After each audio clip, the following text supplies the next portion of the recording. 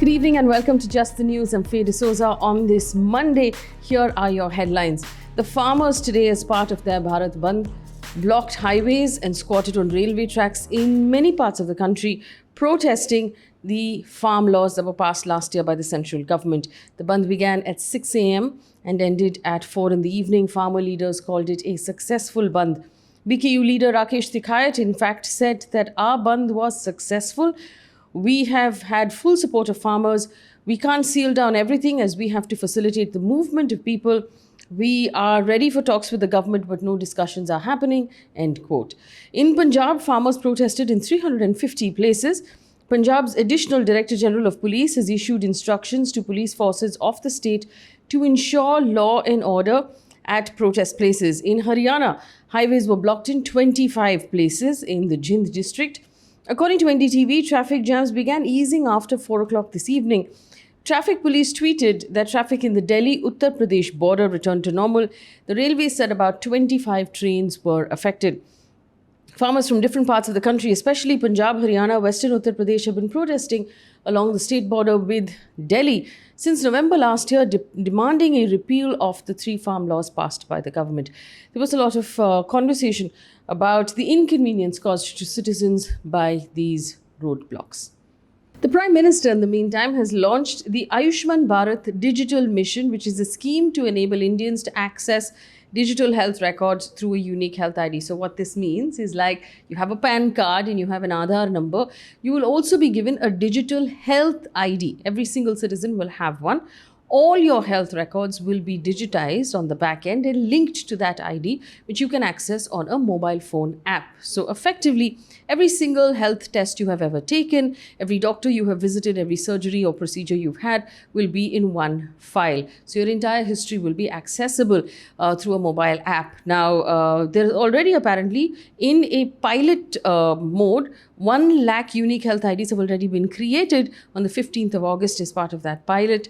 This will be similar to your UPI, the payments interface, where you can access it across the board from hospitals to testing centers. Everybody will be able to access it, and they'll be able to use it through a mobile application called the Healthcare Professional Registry and the Healthcare Facilities Registry. There are some concerns, though, about privacy because it's very sensitive, very personal information. So the infrastructure that actually holds this information will need to be checked to make sure that it's not vulnerable to hacking. And this will create a massive database of health information. Say, for example, if someone wanted to study diabetes across the world, this health database of Indians, out of sheer numbers, will be maybe the largest, massive, large database in the world to be able to study the movement of disease and to be able to study the treatment of disease as well. The Chief Justice of India, N.V. Ramana, has called for 50% representation of women within the judiciary and said it's not a matter of charity, it's in fact the right of women. When speaking at an event, the Chief Justice said, and I quote, "Enough suppression of thousands of years. It's high time we have 50% representation of women in judiciary. It is your right, it is not a matter of charity." While paraphrasing Karl Marx, the CJI also said, and I quote, "Karl Marx, in different times and in a different context, said, 'Workers of the world, unite. You have nothing to lose but your chains.' I take the liberty to modify it to 'Women of the world, unite. You have nothing to lose but your chains," end quote. Justice Ramana also highlighted statistics that revealed the poor representation of the women in judiciary and pointed out to other issues like the lack of female washrooms in trial courts. This comes after 9 new judges were appointed to the Supreme Court just recently. The IMD, the Met Department, has said that Cyclone Gulab's intensity has decreased and weakened into a deep depression. At 5:30 a.m. this morning, the cyclone storm centered around South Odisha and North Andhra is now had moved to light to moderate rainfall that will continue in Andhra Pradesh and heavy rainfall in a few isolated places of coastal Andhra Pradesh. A red alert was issued in Odisha and Andhra Pradesh for the cyclone warning on Sunday. The Supreme Court has slammed the central government for making last-minute changes to the NEET exam pattern for postgraduates, those applying to post-graduation medical sciences. The bench, in fact, said, and I quote, "Do not treat young doctors like footballs in the game of power. Hold the meeting and put your house in order. We will not allow the lives of these young doctors to be placed in the hands of some insensitive bureaucrats, end quote.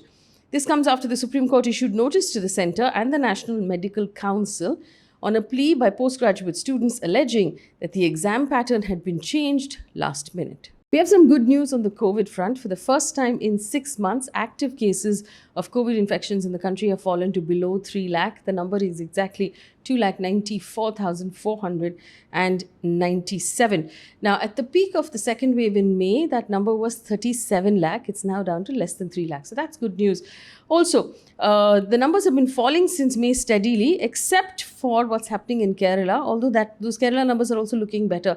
Right now, a little over 50% of the cases being reported across the country are coming from Kerala. So out of a total active cases of nearly 3 lakh, 1.63 lakh is in Kerala, 37,000 is in Maharashtra. There is reason to be a little bit cautious though, because the trend, the pattern we're seeing right now is very similar to what we saw in February this year, just before that second wave hit us. Just like in that period, 20 states are reporting less than 100 cases every day. About 10 of them are reporting less than 10 new cases. Even at that time, most of the cases were coming out of Kerala and Maharashtra, which is happening right now, although there's a higher tilt to Kerala at this point. So good news in the numbers, but still reason to be slightly cautious there. In the meantime, Maharashtra has announced that theatres and auditoriums will be opened starting the 22nd of October. Remember, the state has already decided to open schools on the 4th of October and religious places on the 7th of October, which coincides with the 9-day Navratri festival. Let's take a look now at news coming in from across the world.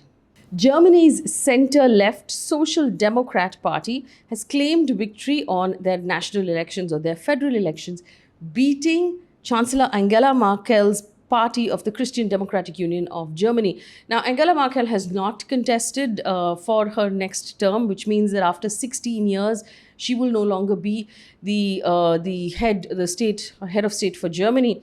But this also marks basically the end of 16 years of conservative-led rule of her party as well.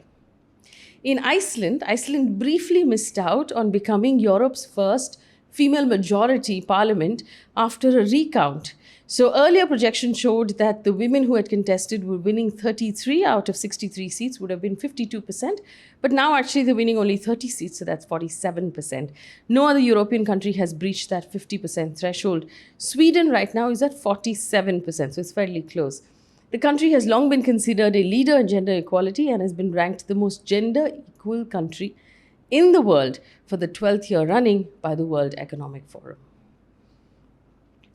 Also, Facebook-owned Instagram has announced that it will pause its work on an Instagram version for children below the age of 13. Now, this comes after lawmakers and activists, advocacy groups, have opposed the launch, saying that Instagram has failed to make any sort of meaningful commitment to protecting children online. Now, Instagram has announced, and I quote, "We believe in building Instagram Kids as the right thing to do, but we're pausing the work. The reality is kids are already online, and we believe developing age-appropriate experiences designed specifically for them is better for parents than what we have today," end quote. It also said it will continue building its parental supervision tool. Quick update now from the world of sports for you. Cricketer Virat Kohli has become the first Indian batter to score 10,000 runs in T20 cricket. He's achieved this while opening the batting for RCB against Mumbai Indians in IPL 2021 in Dubai.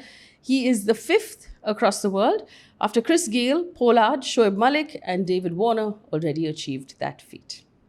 Lewis Hamilton has become the first Formula One driver in history to register 100 wins after his latest Russian Grand Prix victory. The seven-time world champion retook the championship lead from Max Verstappen.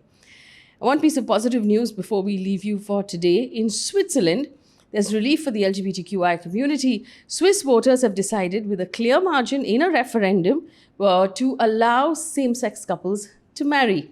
Now, according to The Guardian, the official results show that the measure was passed with 64.1 votes in favor.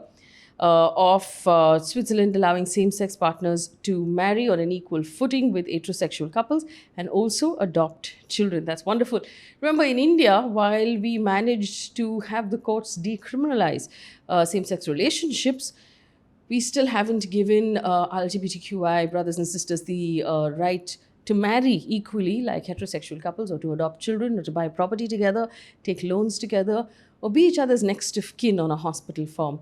If we truly want equality, this is something that we have to look at as a country as well. I'm going to leave you there. That's the end of Just the News from me. Leave us a little rainbow in the comment section if you believe that LGBTQI couples should be given the right to marry, to adopt, to do everything that straight couples are allowed to do as well. Have a nice day. Thank you for listening.